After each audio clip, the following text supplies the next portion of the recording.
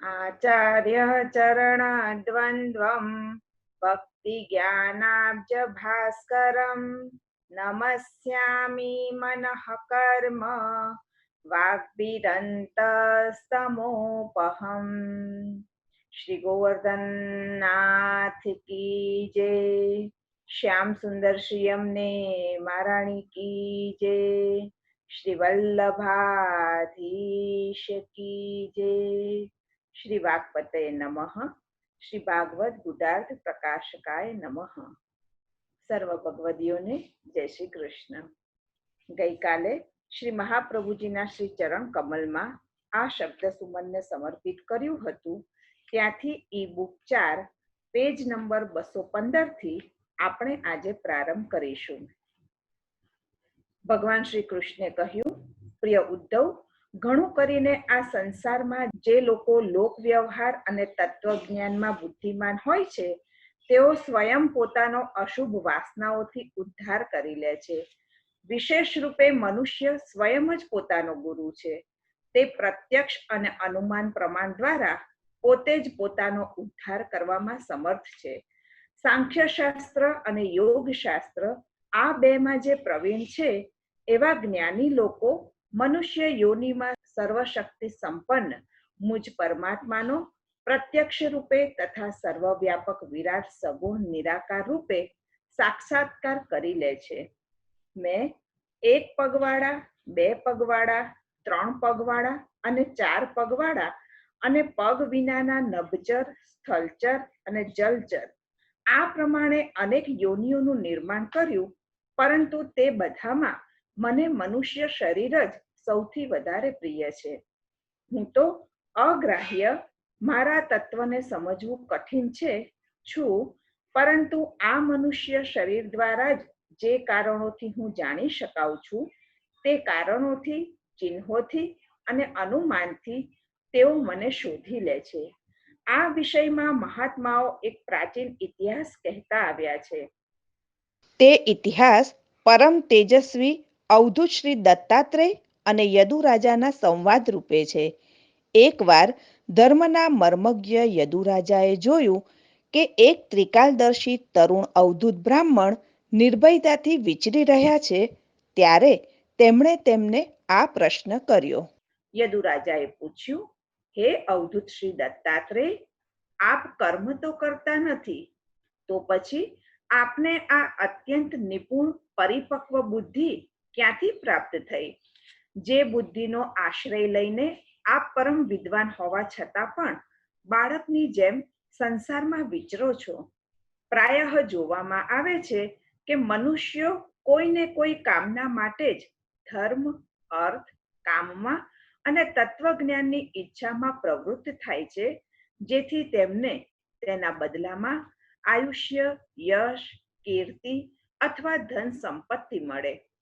પરંતુ હે અવધૂત શ્રી દત્તાત્રેય, આપને જોઉં છું કે આપ સમર્થ છો, સાથે સાથે જ્ઞાની અને દક્ષ છો, સુંદર શરીર પણ છે, અમૃત જેવી વાણી છે, તો પછી આપ ન તો કાંઈ કરો છો અને ન તમને કોઈ કામના છે।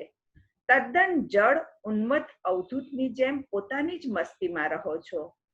અન્ય લોકો તો કામ, ક્રોધ અને લોભ રૂપી દાવાનળમાં બળી રહ્યા છે, અને આ કામ, ક્રોધ, લોભ રૂપ અગ્નિથી બચવાનો કોઈ રસ્તો પણ નથી। પરંતુ હે અવધૂત શ્રી દત્તાત્રેય, આપ તો તેમાંથી બિલકુલ મુક્ત છો। જે રીતે શ્રી ગંગાના જલમાં ઉભેલા હાથીને દાવાનળ તાપ આપી શકતો નથી, પરંતુ તે તો શીતળતાનો જ અનુભવ કરે છે, તે જ પ્રમાણે હે અવધૂત શ્રી દત્તાત્રેય, આપના ઉપર આ સંસારના તાપની કોઈ અસર દેખાતી નથી। હે બ્રહ્મન શ્રી દત્તાત્રેય, આપની સંસારમાં કોઈના પણ પ્રત્યે બિલકુલ આસક્તિ નથી। આપ આપના જ શુદ્ધ સ્વરૂપમાં હંમેશા સ્થિત રહો છો। આપના આ અનિર્વચનીય આનંદનું રહસ્ય શું છે તે આપ અમને કૃપા કરી જણાવો। ભગવાન શ્રી કૃષ્ણે કહ્યું, બ્રાહ્મણોનો આદર કરવા વાળા પરમ બુદ્ધિમાન મહારાજ યદુએ ઘણા જ વિનમ્ર ભાવે મસ્તક ઝુકાવી મહાભાગ્યશાળી બ્રાહ્મણ શ્રેષ્ઠ અવધૂત શ્રી દત્તાત્રેયજીનું આ પ્રમાણે સન્માન કર્યું. ત્યારે તેમના પ્રશ્નનો તેઓ આ પ્રમાણે ઉત્તર આપવા લાગ્યા. બ્રહ્મવેત્તા શ્રી દત્તાત્રેયજીએ કહ્યું, રાજન, મેં મારી બુદ્ધિથી ઘણા ગુરુઓનો આશ્રય લીધો છે. તેમની પાસેથી બોધ ગ્રહણ કરીને હું આ જગતમાં મુક્ત ભાવે ઈચ્છા પ્રમાણે ફરું છું. તમે તે ગુરુઓના નામ અને તેમની પાસેથી ગ્રહણ કરેલો બોધ સાંભળો. મારા ગુરુઓના નામ છે પૃથ્વી, વાયુ, આકાશ, જલ, અગ્નિ, ચંદ્રમા, સૂર્ય, કબૂતર, અજગર, સમુદ્ર, પતંગિયું, મધુમક્ષિકા, હાથી, મધપૂડા લૂંટનાર પારધી, હરણ, માછલી, પિંગલા, ટીટોડી, બાળક, કુંવારી કન્યા, બાણ બનાવનારો, સર્પ, કરોડિયો અને ભમરી. હે રાજન, મેં આ 24 ગુરુઓ પાસેથી જે આચરણ શીખ્યું છે તે સંબંધમાં કહું છું. હે યયાતિ નંદન, પુરુષ શ્રેષ્ઠ યદુ, તમે તેને યથાવત સાંભળો. પૃથ્વીનું દ્રષ્ટાંત આપતા ભગવાન શ્રી દત્તાત્રેયજી કહે છે, અન્ય લોકો તેને ચાહે એટલું દુઃખ કેમ ન આપે? તે બધા દુઃખોને જ્ઞાનીએ પ્રારબ્ધાનુસાર માનીને પોતાની સ્વરૂપ સ્થિતિથી લેશ માત્ર પણ વિચલિત ન થવું. આ મેં પૃથ્વીના ક્ષમા ગુણથી બોધ લીધો છે. પૃથ્વીની સમગ્ર ક્રિયા પરોપકાર માટે જ છે. પૃથ્વીને ધારણ કરનારા પર્વતો અને વૃક્ષોથી પણ મેં પરોપકારની જ ભાવના શીખી છે. વાયુના સંબંધમાં કહે છે, મુનિએ પ્રાણ વૃત્તિમાં જ આહાર સંતુષ્ટ રહેવું જોઈએ, અર્થાત પ્રાણ ધારણ થઈ શકે એટલો જ આહાર લેવો જોઈએ, ઇન્દ્રિયોની તૃપ્તિ માટે નહીં, જેથી વાણી અને મન આમ તેમ ભટકે નહીં અને પોતાનું જ્ઞાન પણ નષ્ટ ન થાય. વાયુ જે રીતે સર્વત્ર જાય છે, પરંતુ તે ક્યાંય આસક્ત થતો નથી, ગંધ લે છે અને છોડી દે છે. તે જ પ્રમાણે યોગીએ સર્વત્ર વિચરણ કરતા રહીને પણ અનેક ધર્મોના વિષયોમાં તેમના ગુણ દોષથી પોતાને સર્વથા દૂર રાખવો જોઈએ, અર્થાત તેમનામાં આસક્ત ન થવું. જે પ્રમાણે વાયુ ગંધને ગ્રહણ કરે છે, પરંતુ તેના ગુણ દોષથી તે અસંગ જ રહે છે, તે જ રીતે જ્ઞાનીએ પણ સર્વત્ર વિચરતા રહીને ક્યાંય પણ ગુણ દોષમાં લપેટાવવું જોઈએ નહીં. એક જ આત્મા સર્વમાં પરિપૂર્ણ છે. તે જ આત્મા પાર્થિવ શરીરમાં પણ છે, પરંતુ જે પ્રમાણે આત્મા શરીરમાં હોવા છતાં પણ નિર્લિપ્ત છે, તે જ પ્રમાણે જ્ઞાની પણ શરીરમાં રહેતો હોવા છતાં પણ તેના ગુણ દોષો સાથે પોતાને ન જોડે. હવે આકાશનું ઉદાહરણ કહે છે. જે પ્રમાણે આકાશ બધી જગાએ ફેલાયેલું છે, સર્વવ્યાપક છે, તે જ પ્રમાણે તે બ્રહ્મ સ્થાવર જંગમ બધા પ્રાણીઓમાં સમાન રૂપે અને અન્વય રૂપે સર્વવ્યાપક છે, અર્થાત અંદર બહાર સર્વત્ર પરિપૂર્ણ છે. તે બ્રહ્મ અખંડ રૂપે છે અને અસંગ છે. એવો જે આત્મા છે, તેની સર્વવ્યાપકતાનો અનુભવ મુનિ આકાશના દ્રષ્ટાંતથી શીખે. વાયુ દ્વારા પ્રેરિત વાદળોનો સમૂહ આકાશમાં જ રહે છે, પરંતુ આકાશ તેમનાથી નિર્લિપ્ત છે. એવી રીતે કાલની પ્રેરણાથી સત્વાદી ત્રણેય ગુણોના કાર્યરૂપ આ અગ્નિ, જલ અને અન્ન પૃથ્વીના રૂપમાં સ્થૂળ રૂપે દેખાતા શરીર, ઇન્દ્રિયો વગેરે સાથે પુરુષનો પણ કોઈ સંબંધ નથી. હવે જલનું દ્રષ્ટાંત આપતા કહે છે, જલ સ્વભાવથી સ્વચ્છ છે, પ્રિય છે અને તીર્થરૂપ હોવાથી મનુષ્યોને પવિત્ર કરવા વાળું છે. આ પ્રમાણે મુનિનો સ્વભાવ પણ સ્વચ્છ હોય છે. તે સર્વને પ્રિય હોય છે અને પોતાની દ્રષ્ટિથી અને મધુર વાણી દ્વારા લોકોને પવિત્ર કરી દે છે. હવે અગ્નિનું દ્રષ્ટાંત આપીને સમજાવે છે. મુનિએ પોતાના તપના તેજથી જ તેજસ્વી બનવું જોઈએ. તે પોતાના તપ દ્વારા પ્રકાશિત થાય છે તથા તેના પર કોઈ વિજય પ્રાપ્ત કરી શકતું નથી. ભોજન માટે તેણે પોતાના ઉદરને જ પાત્ર બનાવ્યું છે. અગ્નિમાં જે રીતે શુદ્ધ અશુદ્ધ જે પણ નાખવામાં આવે બધું જ ભસ્મ થઈ જાય છે. તે જ પ્રમાણે તે જીતેન્દ્રિય મુનિ જે કાંઈ પણ ખાઈ લે તે તેમની જઠરાગ્નિમાં ભસ્મ થઈ જાય છે. તેને કોઈ દોષ લાગતો નથી. અગ્નિ ક્યાંક પ્રકટ થાય છે, ક્યાંક અપ્રગટ છે, તથા તેની ઉપાસના પણ કરવામાં આવે છે. તેવી જ રીતે સાધુ ક્યાંક તો પોતાને ગુપ્ત રાખે છે અને ક્યાંક પ્રગટ કરે છે. કલ્યાણ ઈચ્છનારા લોકો માટે તેઓ ઉપાસ્ય પણ હોય છે. અગ્નિની જેમ તેઓ સર્વભક્ષી છે. આવા મહાપુરુષ સાધુ ભોજન વગેરે આપનારના ભૂતકાળના અને ભવિષ્યના અમંગળોને નષ્ટ કરી દે છે. આવા પવિત્રાત્મા સાધુ મહાત્મા તો અન્ય લોકોને પવિત્ર કરવા માટે જ ભિક્ષા ભોજન સ્વીકાર કરે છે. અગ્નિ બધા જ લાકડામાં વ્યાપ્ત છે. જે આકારનું લાકડું હોય છે તે જ આકારમાં અગ્નિ દેખાય છે.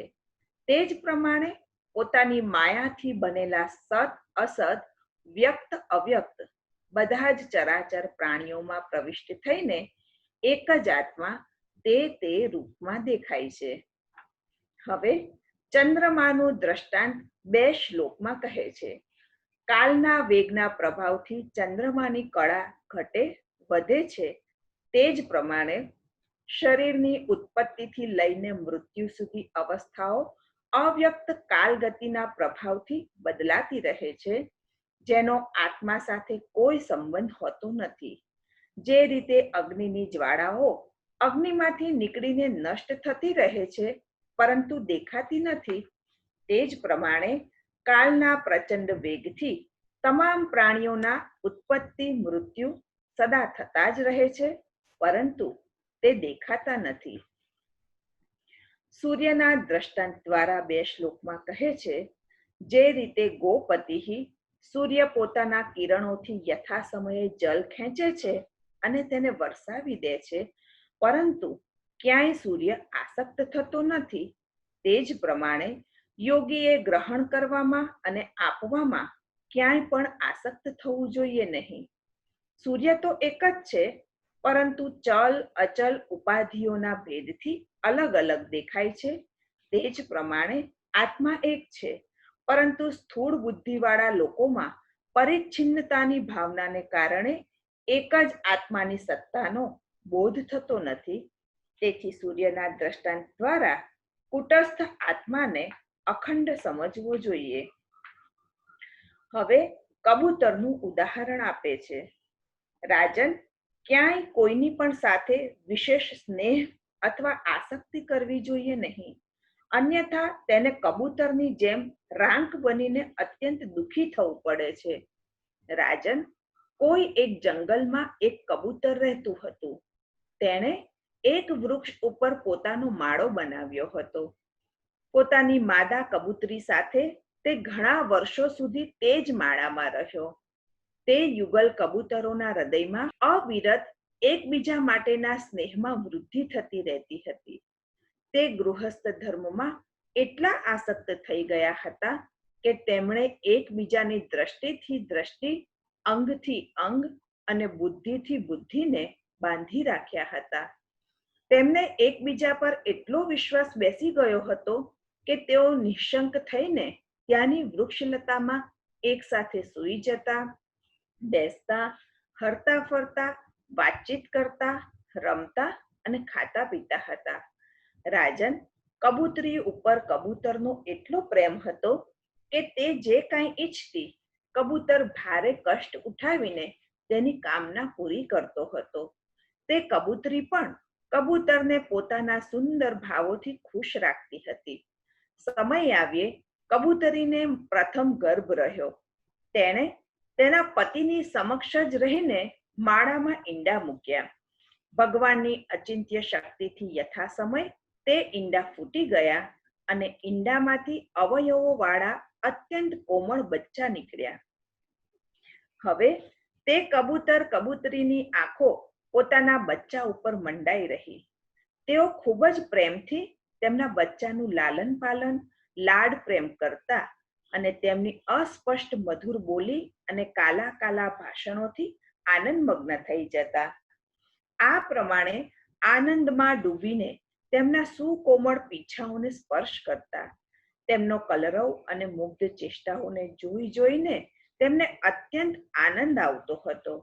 જ્યારે તેઓ ઉછળીને પોતાના મા બાપની પાસે દોડી આવતા, ત્યારે આ બંને ખૂબ આનંદિત થઈ જતા. રાજન, આ પ્રમાણે તે કબૂતર અને કબૂતરી ભગવાનની માયાથી મોહિત થઈ રહ્યા હતા. તેમનું હૈયું એકબીજાના સ્નેહપાશથી બંધાયેલું હતું.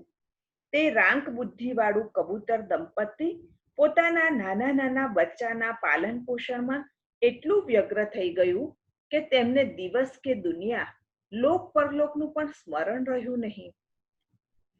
એક દિવસ બંને નર માદા પોતાના બચ્ચા માટે દાણા લાવવા જંગલમાં ગયેલા હતા. કેમ કે હવે તેમનો પરિવાર મોટો થઈ ગયો હતો. તેઓ દાણા માટે લાંબો સમય જંગલમાં ફરતા રહ્યા. આ બાજુ એક શિકારી ફરતો ફરતો સંયોગવશ તેમના માળા તરફ આવી ચડ્યો. તેણે જોયું કે માળાની આજુબાજુ કબૂતરના બચ્ચા ઉછળી રહ્યા છે. તેણે જાળ નાખીને બચ્ચાને પકડી લીધા. કબૂતર કબૂતરી બચ્ચાને ખવડાવવા પીવડાવવા માટે હંમેશા ઉત્સુક રહેતા હતા. હવે તેઓ દાણા લઈને પોતાના માળા પાસે આવ્યા. કબૂતરીએ જોયું કે તેના નાના નાના બચ્ચા, તેના હૃદયના ટુકડા તો શિકારીની જાળમાં ફસાયેલા છે અને દુઃખથી ચીસો પાડી રહ્યા છે. તેમને આવી સ્થિતિમાં જોઈને કબૂતરીના દુઃખનો પાર ન રહ્યો. તે રડતી ચીસો પાડતી તેમની પાસે દોડી ગઈ. ભગવાનની માયાથી તેનું ચિત્ત અત્યંત દીન દુઃખી થઈ રહ્યું હતું. તેની સ્મૃતિ ચાલી ગઈ અને સ્નેહપાશમાં જકડાયેલી હોવાથી અને પોતાના બચ્ચા જાળમાં ફસાયેલા જોઈને તે પોતે પણ જઈને જાળમાં ફસાઈ ગઈ. હવે કબૂતરે જોયું કે મારા પ્રાણથી પણ પ્રિય બચ્ચા જાળમાં ફસાઈ ગયા અને મારી પ્રાણ પ્રિય પત્ની પણ તે જ દશાને પ્રાપ્ત થઈ. ત્યારે તે અત્યંત દુઃખી થઈને વિલાપ કરવા લાગ્યો. ખરેખર તે સમયે તેની દશા અત્યંત દયાજનક હતી.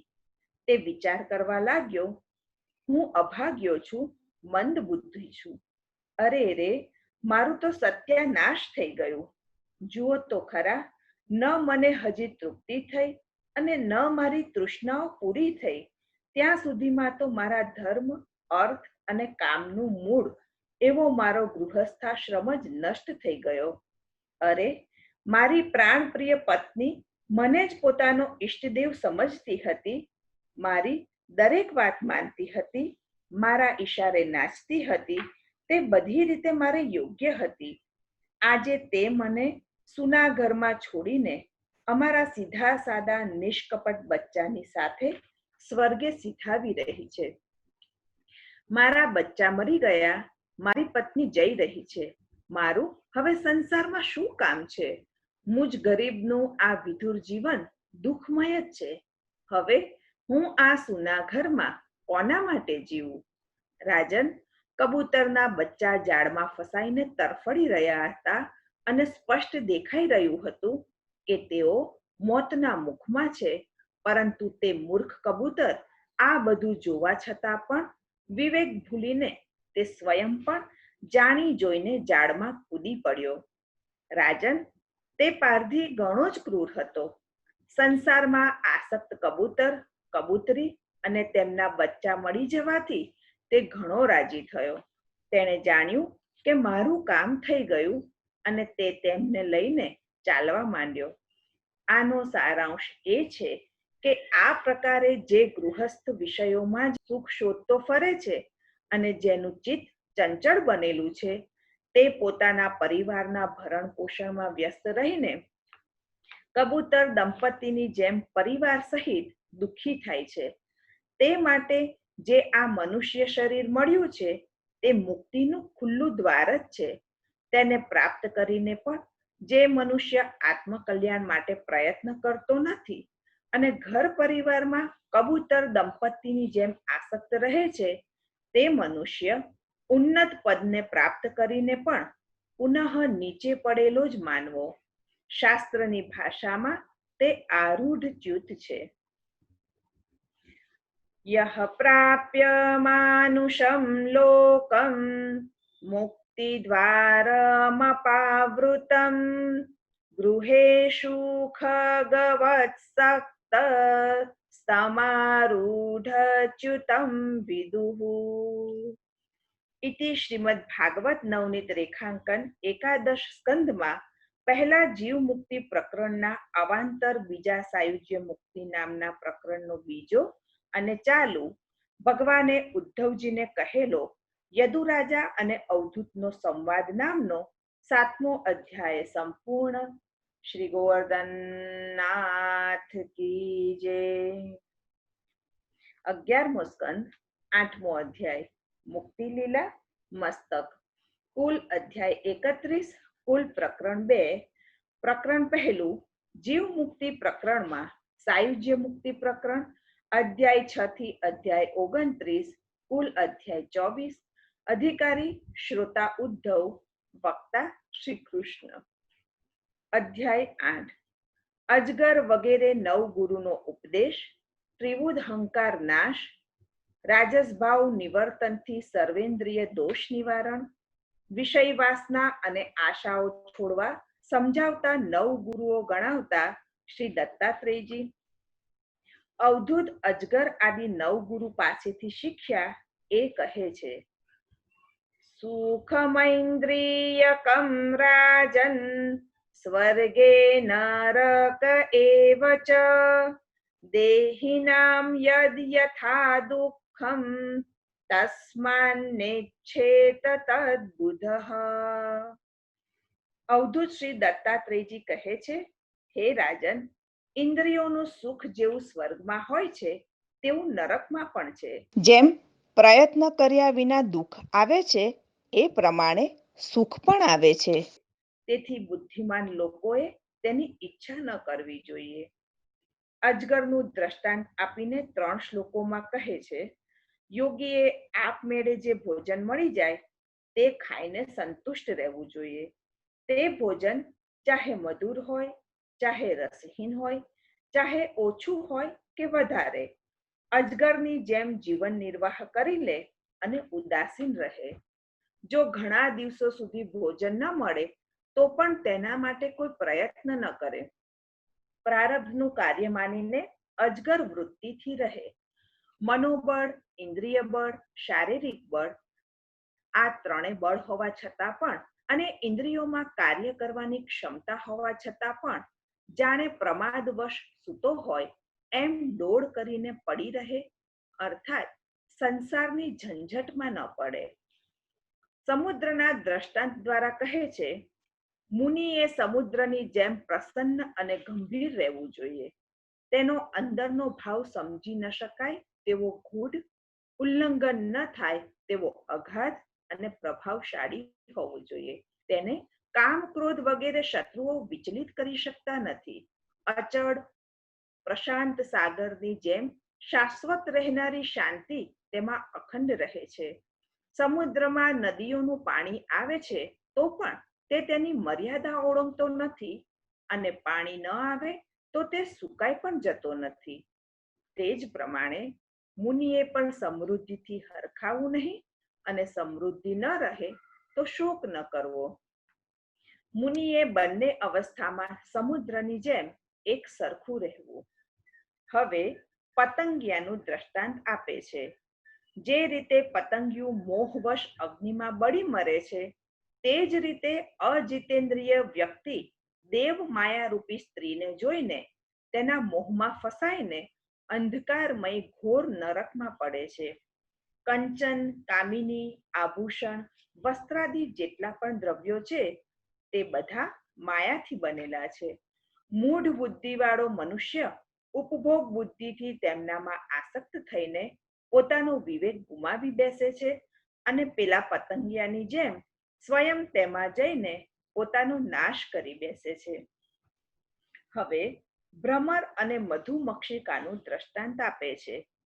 જે રીતે જુદી જુદી જગ્યાએ જઈ જુદી જુદી જાતના પુષ્પો ઉપરથી પુષ્પોનો રસ ગ્રહણ કરે છે, તે જ રીતે મુનિ થોડું થોડું અન્ન માધુ કરી વૃત્તિથી અનેક ઘરેથી લાવે આમ કરવાથી શરીરનો નિર્વાહ પણ થઈ જાય છે અને આપવામાં કોઈને ક્લેશ પણ થતો નથી.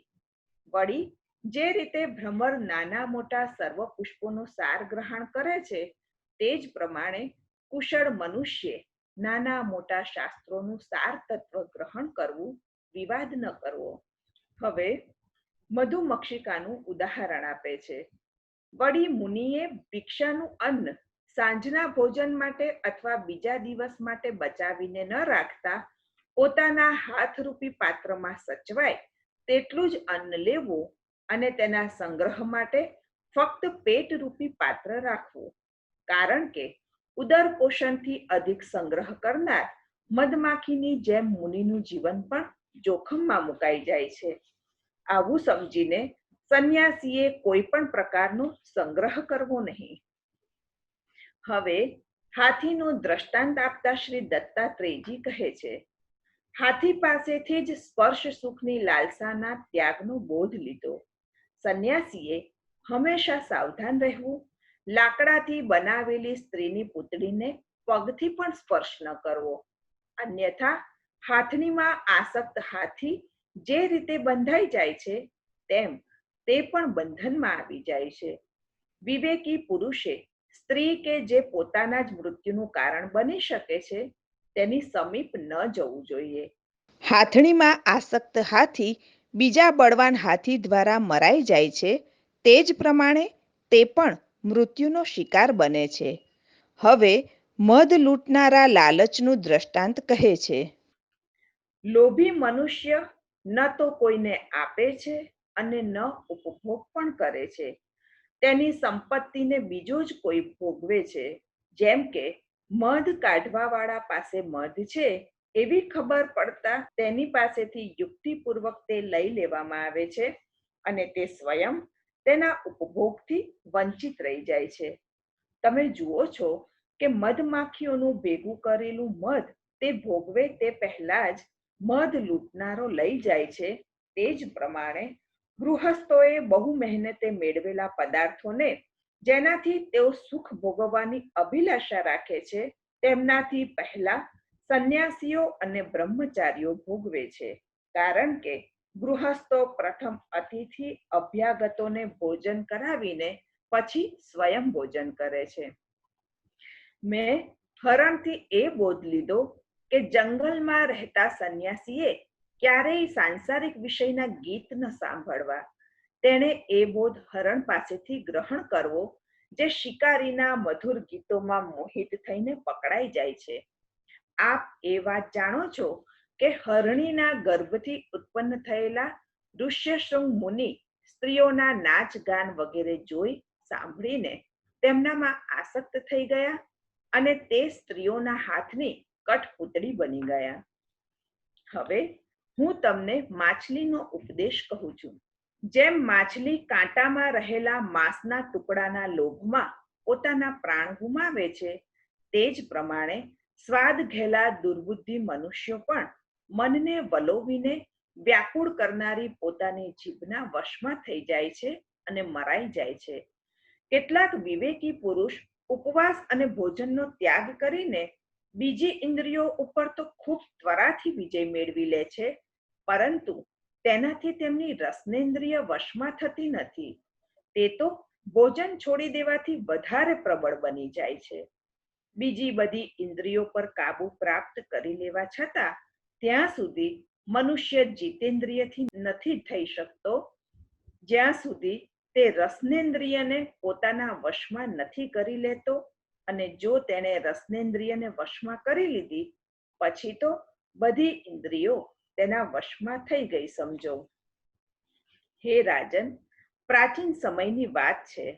વિદેહ નગરી મિથિલામાં એક વેશ્યા રહેતી હતી. તેનું નામ પિંગલા હતું. મેં તેની પાસેથી જે બોધ ગ્રહણ કર્યો તે હું તમને સંભળાવું છું. સાવધાન થઈને સાંભળો. તે વેશ્યા સ્વેચ્છાચારીણી તો હતી જ અને રૂપાળી પણ હતી. એક દિવસ કોઈ પુરુષને પોતાના સ્થાને લાવવા માટે ખૂબ બની ઠનીને ઉત્તમ વસ્ત્રાભૂષણથી સજી ધજીને ઘણી વાર સુધી પોતાના ઘરના દરવાજા પર ઊભી રહી. હે શ્રેષ્ઠ પુરુષ, તેને ધનની કામના હતી, તેથી તે અર્થલોલુપ સ્ત્રી કોઈ પણ પુરુષને તે તરફ આવતો જોઈને એવું જ વિચારતી હતી કે આ ધનવાન છે, મને પૈસા આપીને ઉપભોગ કરવા માટે જ આવી રહ્યો છે. તે સંકેતથી જીવનારી પિંગલા પછી જ્યારે બીજા પુરુષને આવતો જોતી ત્યારે માની લેતી કે આ તો મારી પાસે જ આવી રહ્યો છે, મને ખૂબ ધન આપશે. પરંતુ જ્યારે ત્યાંથી તે આગળ નીકળી જતો ત્યારે એવું વિચારતી કે હવે તો નક્કી કોઈ બીજો ધનવાન મારી પાસે આવશે જે મને ખૂબ વધારે ધન આપશે. પિંગલાના ચિત્તની આવી દુરાશા વધતી જ જતી હતી. તે દરવાજા પર ઘણા લાંબા સમય સુધી નિદ્રાનો ત્યાગ કરીને રાહ જોતી રહી. તે ક્યારેક અંદર જતી તો ક્યારેક બહાર આવતી. આ રીતે મધ્યરાત્રિ વીતી ગઈ. રાજન, ખરેખર આશા, અને તે પણ ધનની આશા, અત્યંત હીન છે. ધનવાનની રાહ જોતા જોતા તેનું મોઢું સુકાઈ ગયું, ચિત્ત વ્યાકુળ થઈ ગયું. હવે તેને આ ધંધા ઉપર ભારે વૈરાગ્ય થયો. તેમાં તેને દુઃખ બુદ્ધિ થઈ ગઈ. આ વૈરાગ્ય જ તેના સુખનું કારણ બની ગયો. જ્યારે પિંગલાના ચિત્તમાં આ પ્રકારની વૈરાગ્યની ભાવના જાગૃત થઈ ત્યારે તેના મુખમાંથી એક ગીત સરી પડ્યું, અર્થાત તેના અંતરના જે ઉદ્ગાર નીકળ્યા તે, હે રાજન, હું તમને કહું છું, સાંભળો. વૈરાગ્ય જ આશારૂપી ફંદને કાપવા વાળું દ્રઢ શસ્ત્ર છે. વૈરાગ્ય વિના મનુષ્યના દુઃખોની નિવૃત્તિ થતી નથી. પ્રિય રાજન, જેને વૈરાગ્ય થયો નથી, જેને આ ઝંઝટમાંથી કંટાળો અણગમો થયો નથી, અને જે શરીર અને તેના બંધનને એ રીતે કાપવા ઈચ્છતો નથી, તે અજ્ઞાની પુરુષ મમતાને છોડવા ઈચ્છતો નથી. પિંગલાએ આ ગીત ગાયું. અરે, કેટલા દુઃખની વાત છે કે હું ઇન્દ્રિયોના વશમાં થઈ ગઈ. મારી મૂર્ખતા અને મારા મોહનો વિસ્તાર તો જુઓ કે પરાયા પુરુષને મારો કાંત પ્રિયતમ કહીને તેની કામના કરવા લાગી. મારો પરમ પ્રિયતમ શાશ્વત રૂપે મારી પાસે જ છે. તે પરમાનંદ સ્વરૂપ છે, સુખ પ્રદાન કરવા વાળા પણ છે, તથા શ્રી લક્ષ્મીના પતિ હોવાથી સંપત્તિ પણ આપવા વાળા છે. આવા મારા જ હૃદયમાં બિરાજેલા ભગવાનની હાજરીમાં તેમને છોડીને જેઓ ઈચ્છા મુજબ ભોગ સંપાદન કરવામાં પણ અસમર્થ છે, તથા દુઃખ, ભય, આધિવ્યાધિ, શોક અને મોહ ઉપજાવનારા છે, એવા લોકોનું મેં સેવન કર્યું, તેથી હું મૂર્ખ છું. ઘણા જ દુઃખની વાત છે કે મેં અત્યંત નિંદનીય આજીવિકા એવો વેશ્યાવૃત્તિનો આશ્રય લીધો અને નકામો પોતાના શરીર અને મનને ક્લેશ આપ્યો, પીડા પહોંચાડી. મારું આ શરીર વેચાઈ ગયું છે. લંપટ, લોભી અને નિંદનીય મનુષ્યોએ તેને ખરીદી લીધું છે, અને હું એટલી મૂર્ખ છું કે આ જ શરીરથી પૈસા અને રતિસુખ ઈચ્છી રહી છું. મને ધિક્કાર છે.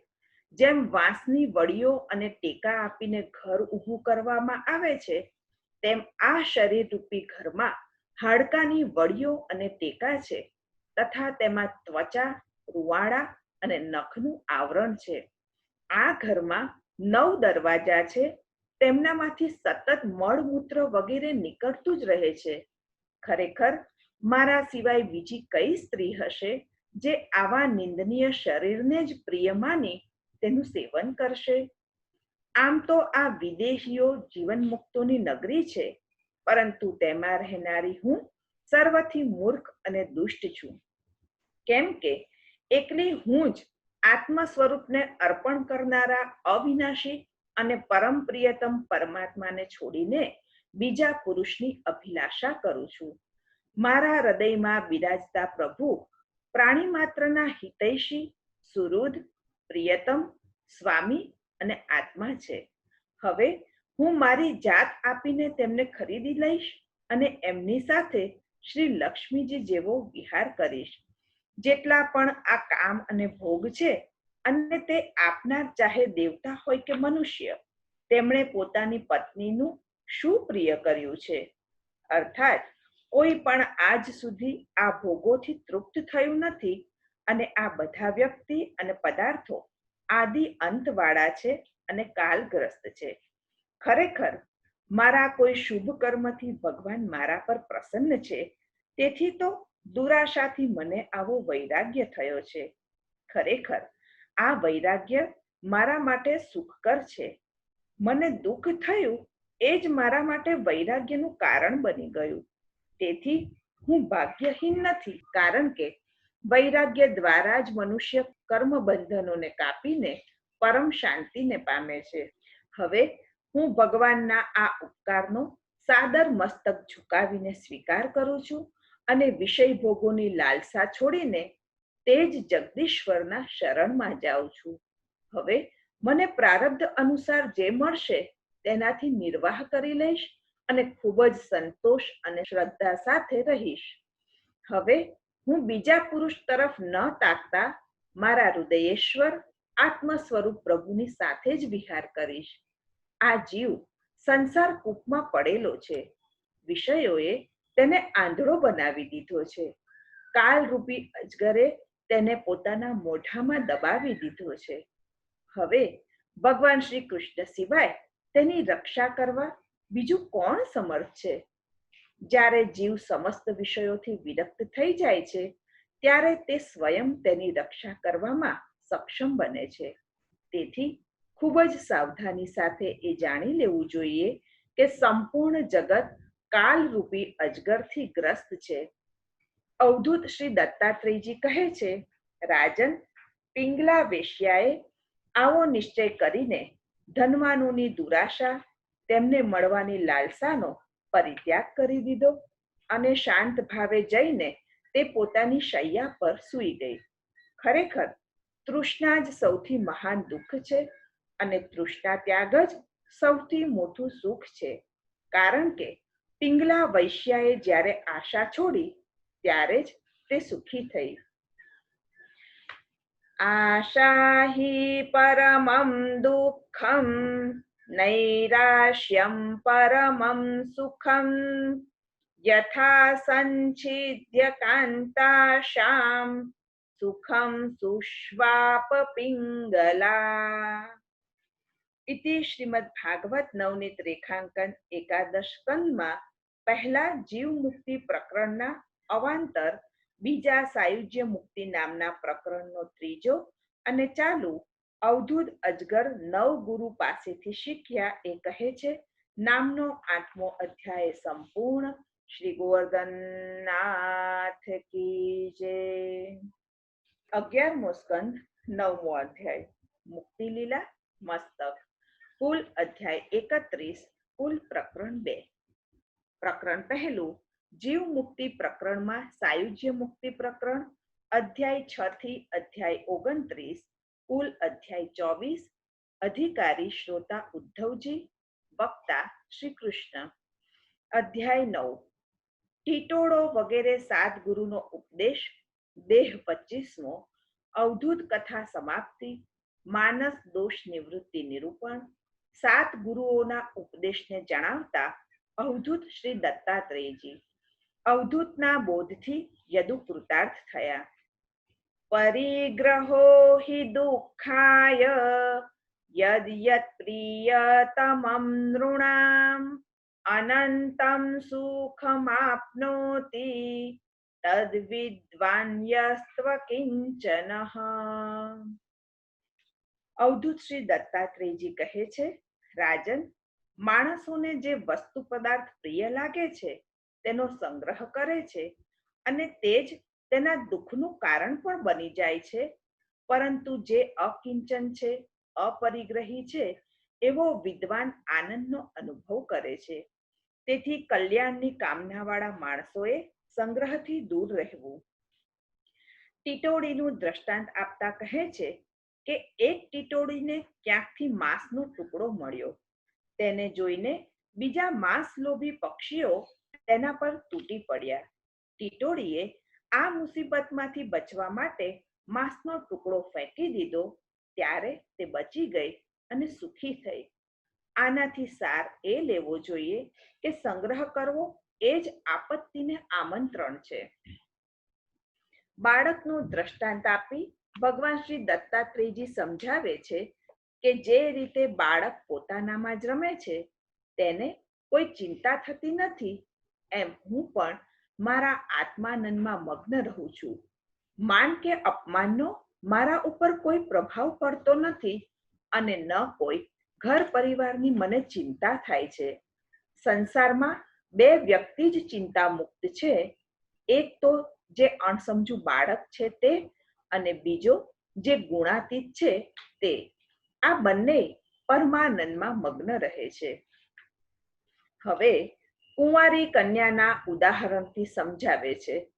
એકવાર કોઈ કુંવારી કન્યાને ઘેર તેની સગાઈ કરવા માટે કેટલાય લોકો આવ્યા હતા. તે દિવસે તેના ઘરના લોકો ક્યાંક બહાર ગયેલા હતા. તેથી તે કન્યાએ પોતે તેમનો આતિથ્ય સત્કાર કર્યો. રાજન ભોજન કરાવવા માટે તે ઘરમાં એકાંતમાં ડાંગર ખાંડવા લાગી. તે વખતે તેના હાથમાં પહેરેલા કંકણનો ખૂબ અવાજ આવવા લાગ્યો.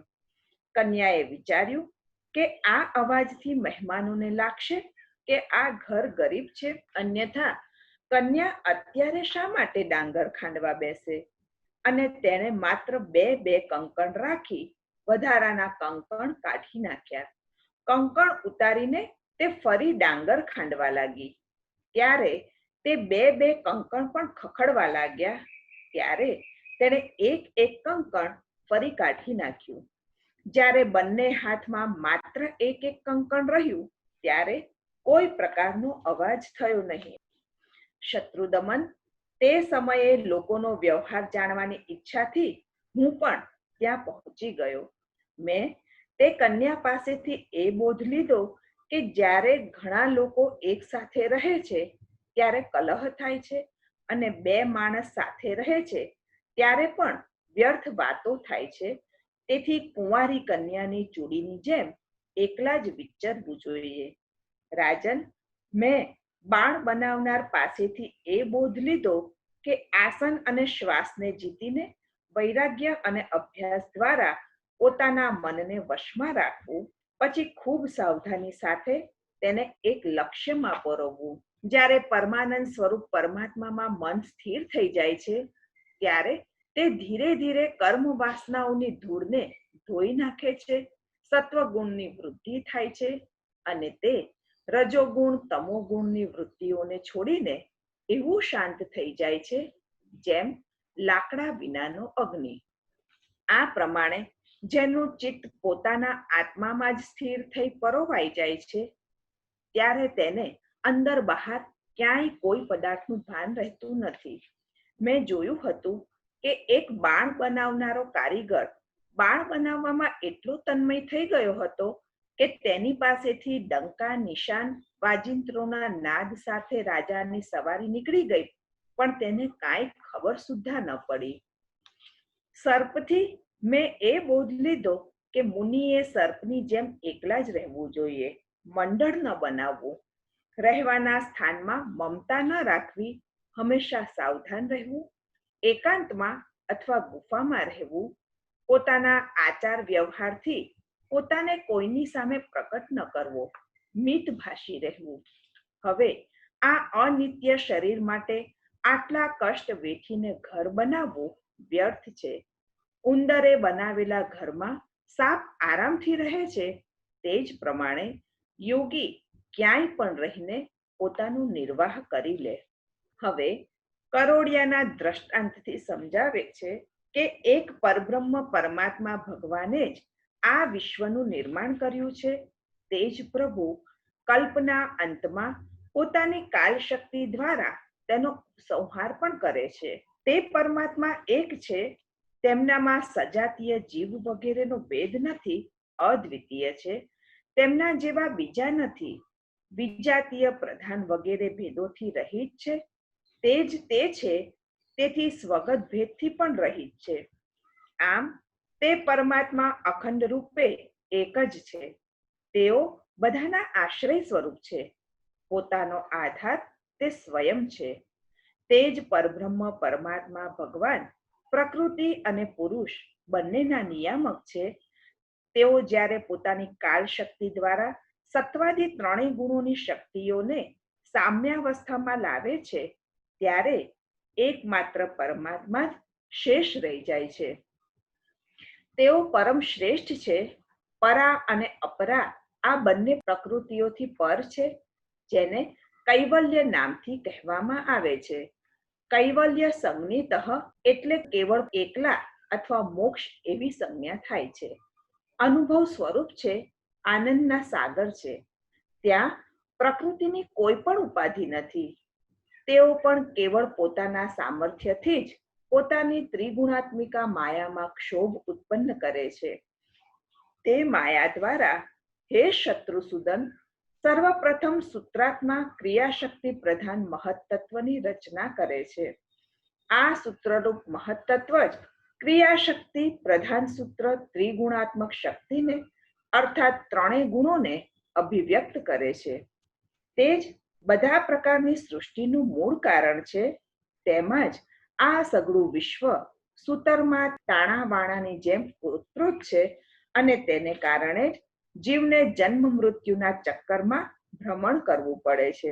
જેમ કરોળિયો પોતાના હૃદયમાંથી મુખ દ્વારા જાળ બનાવે છે, તેમાં જ વિહાર કરે છે અને છેવટે તેને ગળી જાય છે.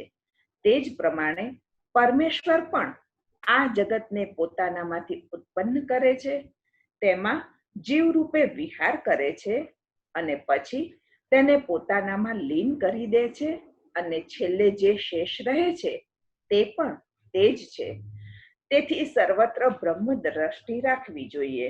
રાજન, મેં ભમરી કીટ પાસેથી એ બોધ ગ્રહણ કર્યો કે જો પ્રાણી સ્નેહથી, દ્વેષથી અથવા ભયથી પણ જાણી જોઈને એકાગ્રતાથી પોતાનું મન જે વસ્તુમાં સંપૂર્ણ પ્રકારે પરોવી દે છે તે સ્વરૂપવાળો થઈ જાય છે. ભમરી કોઈ કીડાને લઈ જઈને દિવાલ પર બંધ કરી દે છે અને બહારથી જ વારંવાર આવીને ડરાવતી રહે છે. તે કીડો ભયથી જ ભમરીનું ધ્યાન કરતો પોતાનું શરીર ત્યજ્યા વિના જ ભમરી રૂપ થઈ જાય છે. તે જ પ્રમાણે પ્રેમથી અથવા ભયથી ભગવાનનું સતત ચિંતન કરવાથી મનુષ્ય પણ પરમાત્માને અવશ્ય પ્રાપ્ત કરી લે છે. રાજન, આ પ્રમાણે મેં આટલા ગુરુઓ પાસેથી બોધ ગ્રહણ કર્યો. હવે હું મારા શરીર પાસેથી જે કાંઈ શીખ્યો છું તે તમને જણાવું છું. સાવધાન થઈ સાંભળો. મારો આ દેહ પણ મારો ગુરુ જ છે. તે મને વૈરાગ્ય અને વિવેકનો ઉપદેશ આપે છે. દેહના વિશે એ તો જાણીએ જ છીએ કે તે જન્મે અને મરે છે. પરિણામે તેની સાથે સદા દુઃખ જ વળગેલું છે. પરંતુ સૌથી મોટો લાભ તેનાથી એ જ છે કે આ દેહથી જ હું પરમાત્માનું ચિંતન કરું છું. એ તો નિશ્ચિત જ છે કે આ શરીર એક દિવસ માટીમાં મળી જશે. તેથી તે આપણું નથી, પ્રકૃતિનું જ છે. તેથી હું આ દેહથી પણ અસંગ થઈને વિચરણ કરું છું.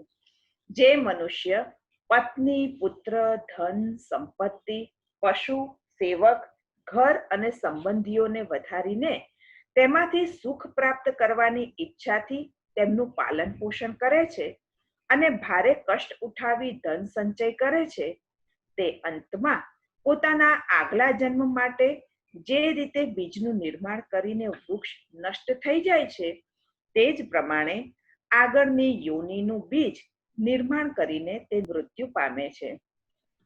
આ પ્રમાણે શરીર નાશ થવા છતાં તેના દુઃખોનો અંત આવતો નથી અને તે જન્મ મરણના ચક્કરમાં ભટક્યા કરે છે. અનેક સ્ત્રીઓવાળા પતિને તેની સ્ત્રીઓ સ્વસુખ માટે ચારે બાજુએ ખેંચીને સતાવે છે.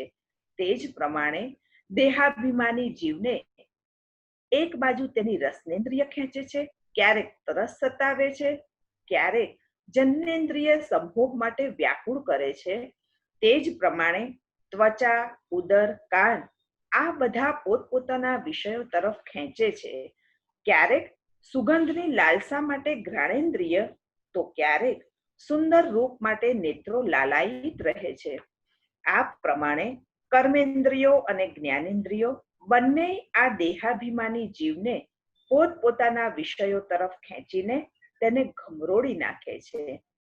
ભગવાને પોતાની અચિંત્ય શક્તિ એવી માયાથી જળચર, સ્થળચર, નભચર, વૃક્ષો, સર્પો, પશુઓ, મચ્છરો અને માછલા એમ અનેક જાતના શરીરો ઉત્પન્ન કર્યા, પરંતુ તેનાથી ભગવાનને સંતોષ ન થયો ત્યારે તેમણે મનુષ્ય શરીરની રચના કરી. આ શરીર એવી બુદ્ધિથી યુક્ત છે જે બ્રહ્મનો સાક્ષાત્કાર કરી શકે છે. આની રચના કરીને ભગવાનને ખૂબ આનંદ થયો. જ્ઞાનીએ પોતાના વિવેક દ્વારા જાણી લેવું જોઈએ કે આ મનુષ્ય શરીર કે જે અત્યંત દુર્લભ છે, ઘણા જન્મો બાદ ભગવાનની અપાર કૃપાથી મળ્યું છે, તેના દ્વારા જ પરમ પુરુષાર્થ સ્વરૂપ પરમાત્માની પ્રાપ્તિ થઈ શકે છે. પરંતુ આ શરીર અનિત્ય પણ છે. તેથી આ અમૂલ્ય મનુષ્ય જીવનને પ્રાપ્ત કર્યા પછી મનુષ્યતા એમાં જ છે કે મૃત્યુ આવીને તેને ભરખી જાય તે પહેલા જ ભગવત પ્રાપ્તિ રૂપી પોતાનું પરમ કલ્યાણ કરી લે. કારણ કે જે વિષય ભોગો છે તે તો બધી યોનિઓમાં મળે છે, તેથી તેની પાછળ પોતાનો અમૂલ્ય સમય વ્યર્થ ન કરે. હે રાજન, આ રીતે મને વૈરાગ્ય ઉત્પન્ન થઈ ગયો. અંતઃકરણમાં વિજ્ઞાનનો પ્રકાશ ઝળહળવા લાગ્યો. હવે હું અહંકારથી મુક્ત થઈને આ ભૂતળ પર મારી ઈચ્છા પ્રમાણે ભ્રમણ કરું છું. આ પ્રમાણેનું વિવિધ પ્રકારનું જ્ઞાન એક જ ગુરુથી પ્રાપ્ત થતું નથી. આ બધું મેં તમને કહ્યું. એક અને અદ્વિતીય બ્રહ્મના સંબંધમાં ઋષિઓએ અનેક પ્રકારે વર્ણન કર્યું છે. ભગવાન શ્રી કૃષ્ણે કહ્યું, પ્રિય ઉદ્ધવ, દ્રઢ બુદ્ધિવાળા ભગવાન શ્રી દત્તાત્રેયજીએ યદુ રાજાને આ પ્રમાણે ઉપદેશ આપ્યો. યદુ રાજાએ તેમની પૂજા કરી પ્રણામ કર્યા. શ્રી દત્તાત્રેયજી તેમની અનુમતિ લઈને ખૂબ પ્રસન્ન વદને પોતાની ઈચ્છાનુસાર સિધાવી ગયા. અમારા પૂર્વજોના પણ પૂર્વજ યદુ રાજા અવધૂત શ્રી દત્તાત્રેયજીની આ જ્ઞાન વિવેક યુક્ત વાતો સાંભળીને સઘળી આસક્તિઓથી નિવૃત્ત થઈને સમદર્શી થઈ ગયા. આ પ્રમાણે હે ઉદ્ધવ, તમારે પણ સમગ્ર આસક્તિઓનો પરિત્યાગ કરીને સમદર્શી થઈ જવું જોઈએ. અવધૂત વચઃ શ્રુત્વા પૂર્વેષાં નઃ સ પૂર્વજઃ સર્વસંગ વિનિર્મુક્તઃ સમચિત્તો બભૂવઃ. ઇતિ શ્રીમદ ભાગવત નવનીત રેખાંકન એકાદશ સ્કંદમાં પહેલા જીવ મુક્તિ પ્રકરણના અવાંતર બીજા સાયુજ્ય મુક્તિ નામના પ્રકરણનો ચોથો અને ચાલુ અવધૂતના બોધથી યદુ કૃતાર્થ થયા નામનો 9મો અધ્યાય સંપૂર્ણ. શ્રી ગોવર્ધનનાથ કી જય. 11મો સ્કંદ 10મો અધ્યાય મુક્તિ લીલા મસ્તક. કુલ અધ્યાય 31. કુલ પ્રકરણ 2. પ્રકરણ પહેલું જીવ મુક્તિ પ્રકરણમાં સાયુજ્ય મુક્તિ પ્રકરણ. અધ્યાય 6 થી અધ્યાય 29. કુલ અધ્યાય 24. અધિકારી શ્રોતા ઉદ્ધવજી, વક્તા શ્રી કૃષ્ણ. અધ્યાય 10. ભગવાન નિષ્ઠાથી મોક્ષદ વર્ણાશ્રમ ધર્મ, દેહાધ્યાસથી સંસાર બંધન, પ્રવૃત્તિ ધર્મથી સુખને બદલે દુઃખ, અનિત્ય સ્વર્ગાદી લોકરૂપ ફળ, નિષિદ્ધ કર્મોથી નરક, લૌકિકત્વની નિવૃત્તિ માટે કર્મફળનું નિરૂપણ. ભગવત પ્રાપ્તિના ઉપાયોરૂપ આત્મધર્મમાં પ્રમાદ ન કરવો. શ્રી ભાગવત ધર્મને મુખ્ય રાખીને વિરોધ ન આવે તેમ વર્ણાશ્રમ ધર્મ તથા કુલાચારોનું પાલન કરવું. જીવને દેહાદિના અધ્યાસથી સંસાર થાય છે. મયોદિતેષ્વહિતઃ સ્વધર્મેષુ મદાશ્રયઃ વર્ણાશ્રમ કુલાચાર મકામાત્મા સમાચરેત. આ 3 અધ્યાયમાં વૈરાગ્ય અને સમતા કહ્યા. હવે 3 અધ્યાયમાં મર્યાદા ભક્તિનું અને પુષ્ટિ ભક્તિનું યુક્તિપૂર્વક નિરૂપણ છે. સર્વ બાહ્ય લોકનો તથા સંસારમાં આસક્તિથી જીવની બદ્ધ દશાનો ત્યાગ થાય માટે યુક્તિઓ કહી છે. 10મા અધ્યાયમાં કર્મથી પ્રાપ્ત થતા લોકને ત્યાજ્ય બતાવ્યા છે. 11મા અધ્યાયમાં બદ્ધ જીવ દશાને ત્યાગ યોગ્ય કહી છે. અનિત્ય સુખરૂપ સ્વર્ગાદિની કામના અને સંસારમાં આસક્તિ ભક્તિથી કે ભક્ત સંગથી છૂટે છે. ભગવદ ઈચ્છાથી તેનો લાભ મળે છે. ભગવાન શ્રી કૃષ્ણે કહેલા ભગવત પ્રાપ્તિના ઉપાયો તે સ્વધર્મ છે, આત્મધર્મ છે. તેમાં પ્રમાદ ન કરવો, ભગવાન શ્રી કૃષ્ણનો આશ્રય કરવો. વર્ણ અને આશ્રમના ધર્મો તો દેહ ધર્મો છે. શ્રી ભાગવત ધર્મ સાથે વિરોધ ન આવે તેમ વર્ણાશ્રમ ધર્મો તથા કુલાચારનું પાલન કરવું. આમાં કઈ ફળની કામના રાખવી નહીં. ભગવત ધર્મ શ્રવણ આદિ મુખ્ય છે. વિષયાસક્ત લોકો તો સુખની મથામણ પછી અંતે ઉદ્વેગ જ પામે છે. પ્રભુ પરાયણે નિત્ય કર્મ કરવા, પ્રવૃત્તિના કર્મ છોડવા, ભગવનનિષ્ઠ ગુરુનું નિષ્કપટ ભાવે સેવન કરવું. અવિદ્યાથી થતા દેહ વગેરેના અધ્યાસથી ભગવત અંશરૂપ જીવને અહંતા મમતારૂપ સંસાર બંધન પ્રાપ્ત થાય છે. ગુરુ દ્વારા વિદ્યાથી અવિદ્યા દૂર થાય છે. સઘળું ભગવદ રૂપ સમજાય તો રાગ દ્વેષ જાય છે, બંધન રહેતું નથી. કાલ કર્મથી મળતા શુદ્ર ક્ષણિક સુખમાં જીવ આનંદ શોધે છે, પરંતુ તેમાં તો દુઃખ છુપાયેલા છે. કદાચ પુણ્યાદિથી સ્વર્ગ મળે, પણ ત્યાં તો સ્પર્ધા અને ઈર્ષ્યા ખરા. પુણ્ય પૂરા થતા અનિચ્છાએ પણ સ્વર્ગમાંથી પતન થાય છે, નરક પણ મળે છે. બ્રહ્માજીને પણ કાલાત્મક શ્રી કૃષ્ણનો ભય છે. પ્રકૃતિના ગુણો અને કર્મથી બચવા આલોક કે પરલોકના સુખની ઈચ્છા છોડીને જીવે તો ભગવાન નિષ્ઠ થવું. સ્મર્તવ્ય સર્વદા કૃષ્ણો વિસ્મર્તવ્યમ જગત પુનઃ. શિક્ષાપત્ર 30:1. સતત શ્રી કૃષ્ણનું ચિંતન કરવું, જગતનું ચિંતન છોડવું. શરીરને ભજે તે સુખી ન થાય. ઉદ્ધવજીએ બદ્ધ અને મુક્ત જીવ બાબતમાં પ્રશ્નો પૂછ્યા.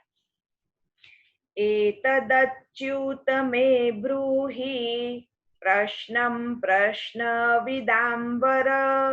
નિત્યમુક્તો નિત્યબદ્ધ એક એવેતિ મે ભ્રમઃ. ઇતિ શ્રીમદ ભાગવત નવનીત રેખાંકન એકાદશ સ્કંદમાં પહેલા જીવ મુક્તિ પ્રકરણના અવાંતર બીજા સાયુજ્ય મુક્તિ નામના પ્રકરણનો 5મો અને ચાલુ જીવને દેહાદિના અધ્યાસથી સંસાર થાય છે નામનો 10મો અધ્યાય સંપૂર્ણ. શ્રી ગોવર્ધનનાથ કી જય. 11મો સ્કંદ 11મો અધ્યાય મુક્તિ લીલા મસ્તક. કુલ અધ્યાય 31, કુલ પ્રકરણ 2. પ્રકરણ પહેલું જીવ મુક્તિ પ્રકરણમાં સાયુજ્ય મુક્તિ પ્રકરણ, અધ્યાય 6 થી અધ્યાય 29, કુલ અધ્યાય 24. અધિકારી શ્રોતા ઉદ્ધવજી, વક્તા શ્રી કૃષ્ણ. અધ્યાય 11. બદ્ધ મુક્તના લક્ષણ, અનાસક્તિથી સંસાર નાશ, સાધુ લક્ષણ, મર્યાદા પુષ્ટિ ભક્તિ પ્રાપ્તિના ઉપાયો, જીવનું બંધન અને મુક્તિ, બદ્ધ મુક્ત જીવના ભક્તના તથા ભક્તિના લક્ષણો. બદ્ધો મુક્ત ઇતિ વ્યાખ્યા ગુણતો મેન વસ્તુતઃ ગુણસ્ય માયામૂલત્વાન ન મે મોક્ષો ન બંધનમ. પ્રકૃતિના ગુણોથી જીવ બદ્ધ કે મુક્ત કહેવાય છે. બંધાયેલો હોય તે બદ્ધ, છૂટેલો હોય તે મુક્ત. ભગવાન તો માયા પ્રકૃતિના નિયામક છે. તેમને બંધન કે મોક્ષ નથી. હું અને મારું રૂપ સંસાર તો જીવે ભ્રમથી માન્યો છે, વાસ્તવ નથી, સ્વપ્નની જેમ મિથ્યા છે. ભગવાનની શક્તિ માયા એ અવિદ્યા અને વિદ્યા નિર્મિત કરેલી છે. તે બંને પ્રભુની ચરણ શક્તિ રૂપ છે. ભગવદ અંશરૂપ ચિદંશ જીવને અવિદ્યાથી સંસાર બંધન અને વિદ્યાથી મોક્ષ મળે છે. સુપર્ણવેતૌ સદૃશૌ સખાયૌ યદૃચ્છયા કૃતનિડૌ ચ વૃક્ષે એકસ્તયોઃ ખાદતિ પીપલાન્ન મન્યો નિરન્નો પીબલેન ભૂયાન. શ્રીમદ ભાગવતજી 11:11-6. દ્વા સુપર્ણા સયુજા સખાયા સમાના વૃક્ષમ પરિશસ્વજાતે તયોરન્યઃ પીપલમ વાદ્વત્યન્નશ્નન્યો અભિચાકશિતિ અજામેકામ લોહિત શુક્લ કૃષ્ણામ. શ્રુતિ.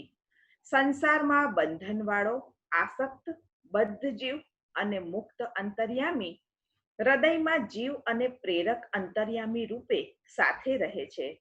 અવિદ્યાવાળો કર્મફલ ભોગરત જીવ નિત્યબદ્ધ છે. નિર્લેપ અંતર્યામી નિત્ય મુક્ત છે. અહંતા મમતાથી પોતાને કરતા ભોગતા માનીને જીવ ભવ પ્રવાહમાં આથડે છે. સર્વને પ્રભુવશ જાણનારને બંધન થતું નથી. તે બધી ઈચ્છાઓને દૂર કરી દે છે.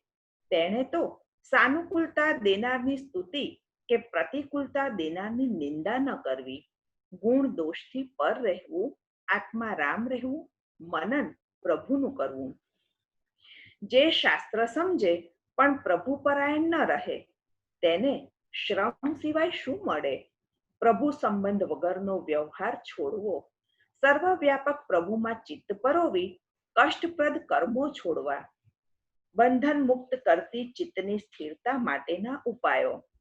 આમ વ્યાપક બ્રહ્મમાં મન સ્થિર ન રહે તો માનવ નિરપેક્ષપણે પ્રભુ પ્રીત્યર્થ કર્મ કરે, કથારત રહે, ભગવત આશ્રય રહે. ભગવત સેવાની સાધન પરંપરા રૂપે ધર્મ અર્થ કામનું સેવન કરે. તેવાને ભગવાન શ્રી કૃષ્ણમાં અચલ ભક્તિ થાય છે. સત્સંગથી સ્નેહ થતા શ્રી કૃષ્ણ સેવા કરતો થાય છે. તેને સરળતાથી સત્પુરુષે કહેલ પરમ પદ પ્રાપ્ત થાય છે. સાધુ પુરુષોના લક્ષણ તપાસવા, તે સમજીને સત્સંગ પૂર્વક સર્વ ધર્મ છોડીને શ્રી કૃષ્ણને ભજે તે ઉત્તમ છે. ભગવાન શ્રી કૃષ્ણનું યથાર્થ જ્ઞાન મેળવીને કે અજ્ઞાનથી અનન્ય ભાવે શ્રી કૃષ્ણને ભજે તે શ્રેષ્ઠ ભક્ત છે. ભગવાન શ્રી કૃષ્ણ અને શ્રી કૃષ્ણ ભક્ત પ્રેમીના દર્શન, સેવા, સ્તુતિ, નમન, ગાન કરવા, કથામાં શ્રદ્ધા રાખવી, ચિંતન કરવું. સર્વ લાભનો સેવામાં વિનિયોગ કરાવવો. દાસ ભાવથી શ્રી કૃષ્ણને આત્મનિવેદન કરવું. ભગવાનના ઉત્સવો મનાવવા, કીર્તન સમાજ, યાત્રા, પર્વ, ઉત્સવો કરવા. સંપત્તિ પ્રમાણે ભોગ શૃંગાર ધરવા. એકાદશી, જયંતી વગેરે વ્રત કરવા. સ્વતઃ કે એકઠા થઈને સેવાદી પ્રચારનો ઉદ્યમ કરવો. પોતાને ત્યાં પ્રભુ પધરાવીને સેવા કરવી. સેવામાં ઉપયોગી બગીચા વગેરે કરવા. મંદિરને સ્વચ્છ સુંદર રાખવા. કુટુંબ, કાયા, કંચન અને કલાને શ્રી કૃષ્ણ સેવાથી કૃતાર્થ કરવા. દાસની જેમ દીનતાથી, કપટ, લાલચ કે બદલા વગર પ્રભુની પ્રસન્નતા માટે સેવા કરવી. સેવા કરનારમાં અભિમાન, દંભ કે કરેલી સેવાની જાહેરાત ન જોઈએ. અન્યના ઉપયોગમાં લીધેલી વસ્તુ સેવામાં વપરાય નહીં. શ્રી કૃષ્ણની પ્રસાદી વસ્તુથી અન્યનું પોષણ થાય. પ્રભુને દીધેલા દીવાના અજવાળાનો પણ ઉપયોગ પોતાના માટે ન થાય. આ આજ્ઞા મર્યાદા માર્ગાનુસાર છે. પુષ્ટિદાસ ધર્મમાં તો સેવકને સ્વામીની પ્રસાદીથી જ જીવન વ્યવહાર ચલાવવાનો હોય છે. પોતાને પ્રિય હોય તે સઘળી ઉત્તમ વસ્તુઓ પ્રેમથી પ્રભુને નિવેદન કરવી. અન્ય ફલની આશા તે મર્યાદા, પ્રભુની પ્રસન્નતાની આશા તે પુષ્ટિ. સંધ્યાદી, સૂર્યપૂજન વગેરે નિત્ય નૈમિત્તિક કર્મ કરવા. અતિથિ ભોજન, ગોગ્રાસ દેવા. વૈષ્ણવોને સ્વજન સમજવા, સમાદર કરવો. લોકોપયોગી કાર્યો સેવા બુદ્ધિથી કરવા. ભગવદીય સેવા અને ભગવત સત્સંગથી શ્રી કૃષ્ણની સ્મૃતિ થાય છે, ભક્તિ નિષ્ઠા થાય છે. સત્સંગથી થતા ભક્તિ યોગ વિના શ્રી કૃષ્ણ પ્રાપ્તિનો પ્રાયઃ કોઈ સુયોગ્ય સરળ સફળ ઉપાય નથી. સત્પુરુષોનું સર્વોત્તમ ફળ પરમ પુરુષાર્થ ભગવાન શ્રી કૃષ્ણ જ છે. શ્રી કૃષ્ણની પ્રાપ્તિ ભગવદીઓના જીવનનું ધ્યેય હોય છે. આ પરમ ગુહ્ય વાત ભગવાન શ્રી કૃષ્ણે પોતાના ભૃત્ય સ્વજન સખા ઉદ્ધવજીને કહી. અથૈતત્ પરમં ગુહ્યં શૃણ્વતો યદુનંદન સુગોપ્યમ અપિ વક્ષ્યામિ ત્વં મે ભૃત્યઃ સુહૃત્સખા. ઇતિ શ્રીમદ ભાગવત નવનીત રેખાંકન એકાદશ સ્કંદમાં પહેલા જીવ મુક્તિ પ્રકરણના અવાંતર બીજા સાયુજ્ય મુક્તિ નામના પ્રકરણનો છઠ્ઠો અને ચાલુ બદ્ધ મુક્ત જીવના તથા ભક્તિના લક્ષણો નામનો 11મો અધ્યાય સંપૂર્ણ. શ્રી ગોવર્ધનનાથ કી જય. 11મો સ્કંદ 12મો અધ્યાય મુક્તિ લીલા મસ્તક. કુલ અધ્યાય 31, કુલ પ્રકરણ 2. પ્રકરણ પહેલું જીવ મુક્તિ પ્રકરણમાં સાયુજ્ય મુક્તિ પ્રકરણ અધ્યાય 6 થી અધ્યાય 29, કુલ અધ્યાય 24. અધિકારી શ્રોતા ઉદ્ધવજી, વક્તા શ્રી કૃષ્ણ.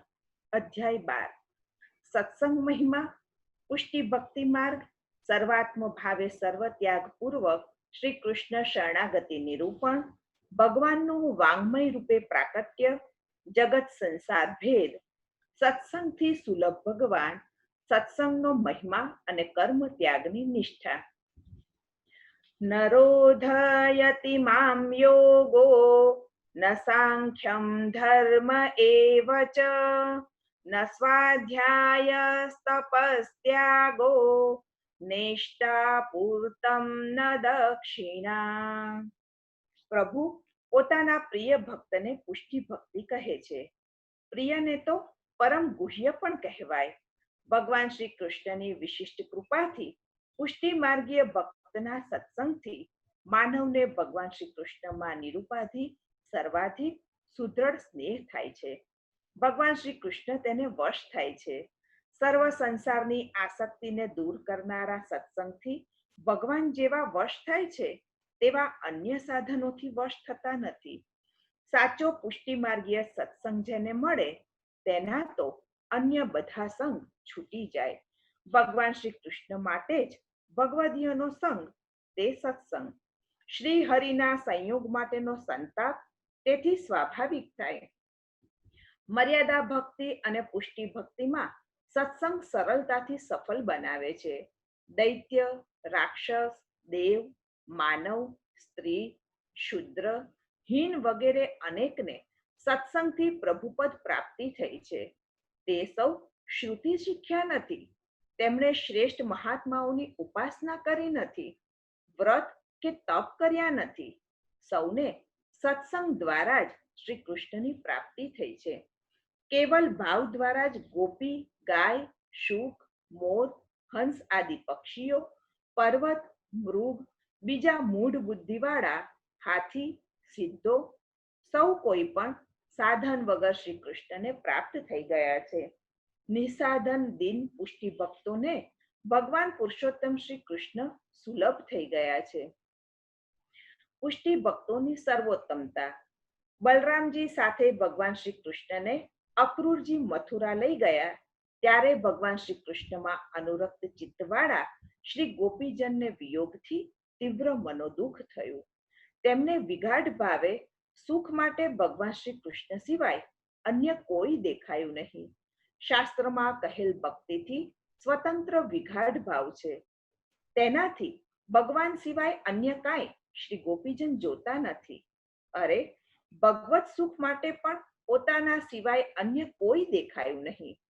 ભગવાન શ્રી કૃષ્ણ વિના ક્ષણ પણ રહી ન શકતા પ્રિયાજીઓને તો ભગવાન શ્રી કૃષ્ણને થતા શ્રી ગોપીજનના વિરહના વિચારે પોતાના દુઃખ કરતા પણ પ્રિય પ્રભુ શ્રી કૃષ્ણનું દુઃખ અસહ્ય લાગે છે. આ તો પુષ્ટિ પ્રેમ છે. શ્રી ગોપીજનને તો પહેલા માણેલું સુખ પણ દુઃખપ્રદ થયું. પ્રભુ શ્રી કૃષ્ણ તો શ્રી ગોપીજનને પ્રિયતમ જ નહીં પણ શ્રેષ્ઠતમ છે.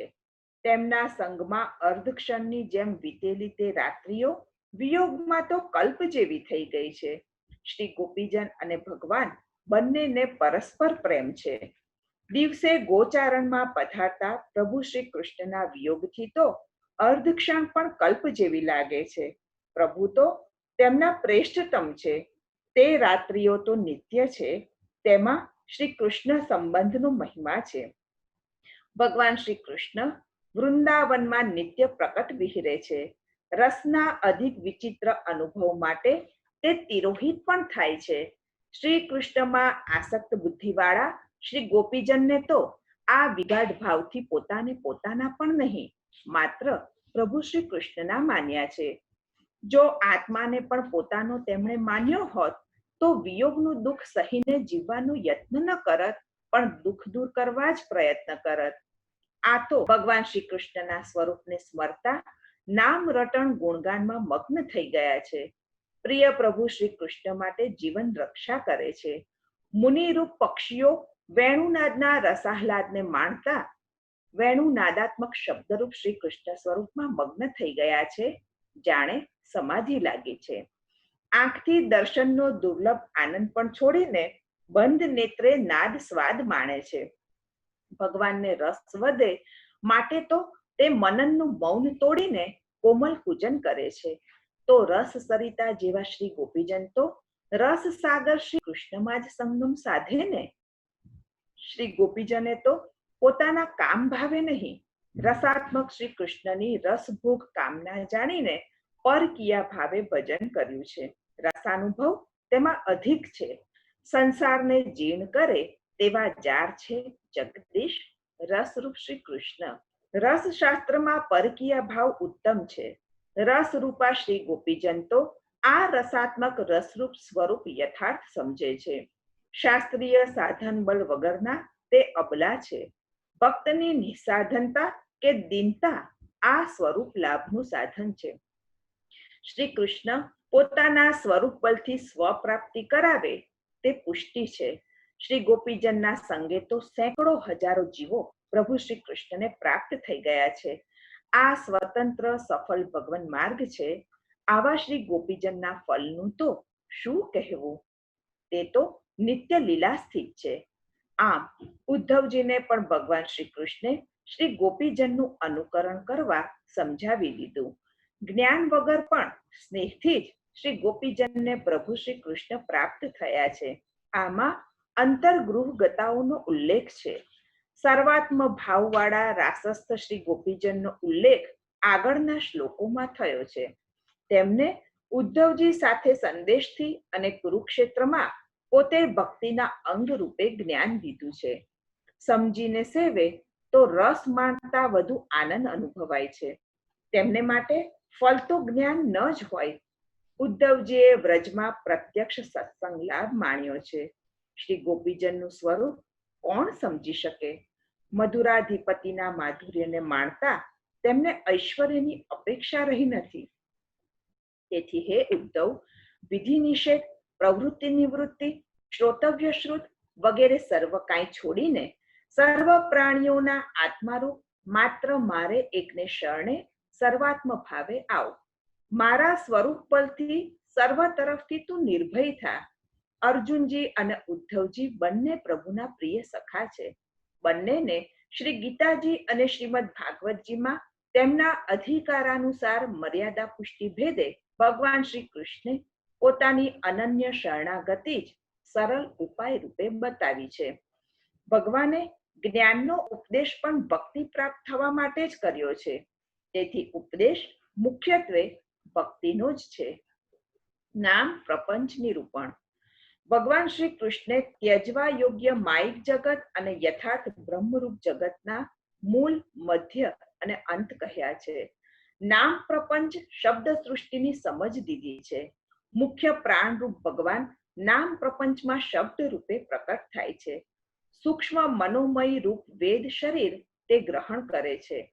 સ્થૂલ વૈખરી વાણીરૂપ થતા માત્ર સ્વર વર્ણ રૂપે પ્રગટે છે.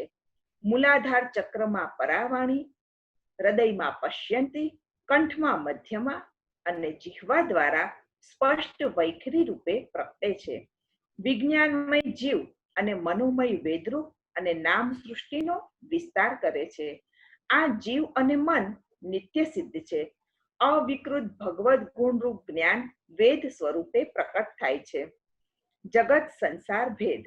જેમ વસ્ત્ર તાણાવાણામાં ઓતપ્રોત સ્થિર છે, તેમ ભગવાન શ્રી કૃષ્ણમાં વિશ્વ તાણાવાણાની જેમ ઓતપ્રોત સ્થિર છે. આ છે ભગવદરૂપ નામ રૂપાત્મક સત્ય જગત. એક જ ભગવાન પોતાની શક્તિથી અનેક રૂપ બને છે, છતાં મૂળ રૂપે એક જ છે. આ પ્રાચીન સંસાર વૃક્ષ છે. જીવે જગતમાં અવિદ્યાથી કલ્પેલો અહંતા મમતાત્મક સંસાર છે. જગતથી સંસાર જુદો છે. અંતરા સૃષ્ટિ રૂપ વિષયતાથી પ્રતીત થતું માયામય જગત છે, તે મિથ્યા છે. આમ ભગવદ રૂપ અને માયામય જગતનું મિશ્ર વર્ણન છે. તેથી લોકો ભ્રમથી આ દેખાતા ભગવદ રૂપ જગતને મિથ્યા માને છે. જગત અને સંસારનો ભેદ જાણતા નથી. શ્રીમદ વલ્લભાચાર્યજીએ જ તે ભેદ સ્પષ્ટ કર્યો છે. જગત તો ભગવદ રૂપ છે, સત્ય છે. તેમાં જીવે અવિદ્યાથી કલ્પેલો સંસાર મિથ્યા છે. ગુરુ કૃપાથી, ઉપાસના પ્રાપ્ત ભક્તિથી, વિદ્યાથી સંસાર વૃક્ષ છેદાય છે. પરમાત્માની પ્રાપ્તિ થાય છે. પછી વિદ્યા પણ છોડવાની છે. એવં ગુરુપાસનયૈક ભક્ત્યા વિદ્યા કુઠારેણ શિતેન ધીરઃ વિવૃશ્ય જીવાશયમાં પ્રમત્તઃ સંપદ્ય ચાત્માનમથ ત્યજાસ્ત્રમ. ઇતિ શ્રીમદ ભાગવત નવનીત રેખાંકન એકાદશ સ્કંદમાં પહેલા જીવ મુક્તિ પ્રકરણના અવાંતર બીજા સાયુજ્ય મુક્તિ નામના પ્રકરણનો 7મો અને ચાલુ સત્સંગનો મહિમા અને કર્મ ત્યાગની નિષ્ઠા નામનો 12મો અધ્યાય સંપૂર્ણ. શ્રી ગોવર્ધનનાથ કી જય. અહીં આપણે આજના આ સત્રને શ્રી મહાપ્રભુજીના શ્રી ચરણ કમલમાં સમર્પિત કરીએ છીએ. આવતીકાલે શ્રી મહાપ્રભુજી પુનઃ પ્રારંભ કરાવે તે વિનંતી સાથે દીનતા આશ્રયના પદ સહિત આપણે વિરામ લઈશું. શ્રી ગોવર્ધનનાથ કી જય.